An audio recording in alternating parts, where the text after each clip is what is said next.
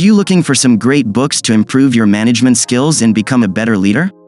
If so, you're in luck. In this video, I'm going to share with you 15 of the best management books that you should read in 2023. These books will help you learn from the experiences and insights of some of the most successful managers and leaders in the world, and give you practical tips and tools to apply in your own work. Whether you're a new manager or a seasoned one, these books will inspire you, challenge you, and help you grow. Let's get started. The first book on the list is The 1-Minute Manager by Kenneth Blanchard and Spencer Johnson. This is a classic book that teaches you a simple but effective method for managing people and achieving results. The book shows you how to set clear and concise goals, how to praise people for doing things right, and how to correct them when they do something wrong. The book is full of stories and examples that illustrate the power of the 1-minute manager approach, and how it can help you boost productivity, morale, and satisfaction in your team. The second book is The Making of a Manager by Julie Zhou. This is a candid and insightful book that shares the author's journey from being a 25-year-old intern at Facebook to becoming a vice president of product design. Zhou reveals the challenges and lessons she learned along the way, and offers practical advice for new managers who want to succeed in their role. She covers topics such as how to hire and develop talent, how to communicate effectively, how to make decisions, how to deal with conflict, and how to foster a culture of innovation. The third book is On Becoming a Leader by Warren Bennis. This is another classic book that explores the qualities and characteristics that make a great leader. Bennis draws from his extensive experience as a leadership consultant and scholar, and shares his insights on how leaders are made, not born.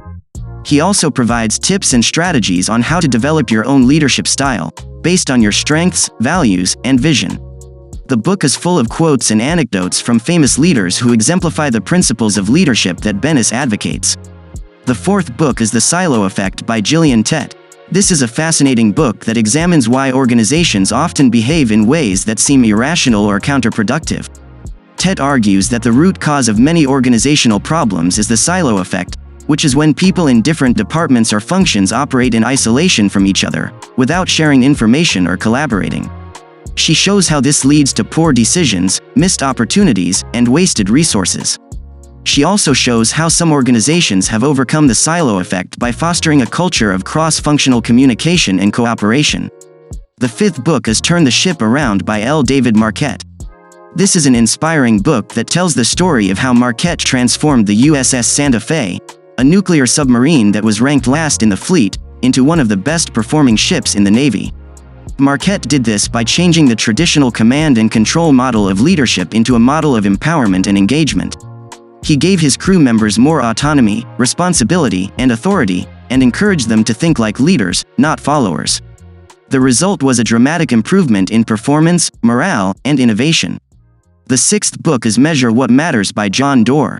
This is a practical book that introduces you to the concept of OKRs, which stands for Objectives and Key Results. OKRs are a goal-setting framework that helps you align your vision with your actions, track your progress, and achieve your desired outcomes. Doerr explains how he learned about OKRs from Andy Grove at Intel, and how he applied them to help companies like Google, Amazon, Netflix, and others achieve extraordinary results. The book is full of examples and case studies that show how OKRs can help you set ambitious goals, align your team, focus on what matters, and celebrate success. The seventh book is Leaders Eat Last by Simon Sinek. This is a motivational book that explores why some teams are more cohesive, trustworthy, and loyal than others. Sinek argues that the key factor is the quality of leadership, and how leaders create a culture of safety and belonging for their followers. He draws from biology, psychology, history, and business to explain how leaders can inspire their teams to cooperate, innovate, and overcome challenges. He also shows how leaders can avoid the pitfalls of selfishness, fear, and stress that can undermine their effectiveness. The eighth book is Dare to Lead by Brené Brown. This is a powerful book that challenges you to embrace vulnerability as a strength, not a weakness. Brown argues that vulnerability is the source of courage, creativity, and connection, and that it is essential for effective leadership. She shares her research findings on what makes a daring leader, and offers practical tools and exercises to help you cultivate these skills. She also addresses the common barriers and myths that prevent people from being vulnerable, and how to overcome them. The ninth book is The 7 Habits of Highly Effective People by Stephen Covey. This is a timeless book that teaches you how to achieve personal and professional success by developing 7 habits that are based on universal principles. The book guides you through a process of self-awareness, self-mastery, and interdependence, and shows you how to apply these habits to various aspects of your life. The book is full of examples and stories that illustrate the benefits of the 7 habits, and how they can help you improve your productivity, relationships, and happiness. The 10th book is Radical Candor by Kim Scott. This is a practical book that shows you how to be a better boss by mastering the art of giving and receiving feedback. Scott introduces the concept of radical candor, which is the ability to care personally and challenge directly at the same time. She explains why radical candor is crucial for building trust, respect, and engagement in your team, and how to avoid the pitfalls of ruinous empathy, obnoxious aggression, and manipulative insincerity. She also provides tips and techniques on how to practice radical candor in various situations, such as giving praise, criticism, guidance, and support. The 11th book is The 5 Dysfunctions of a Team by Patrick Lencioni. This is a compelling book that reveals the 5 common dysfunctions that prevent teams from working well together, and how to overcome them. The book uses a fictional story of a CEO who struggles to unite a dysfunctional executive team, and shows how she applies a simple but powerful model to address the root causes of their problems. The book also includes a self-assessment tool and a guide for applying the model in your own team.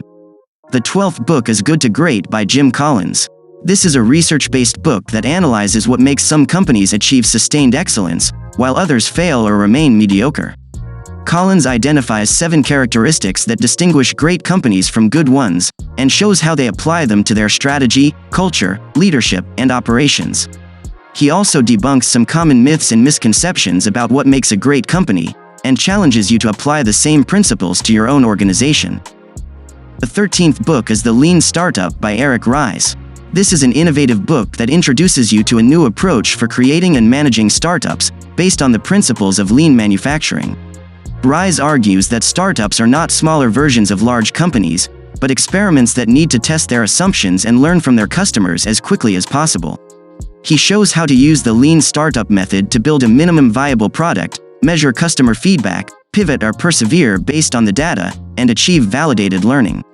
He also shares his own experiences and lessons learned from applying the lean startup method in various industries and contexts. The 14th book is Drive by Daniel Pink.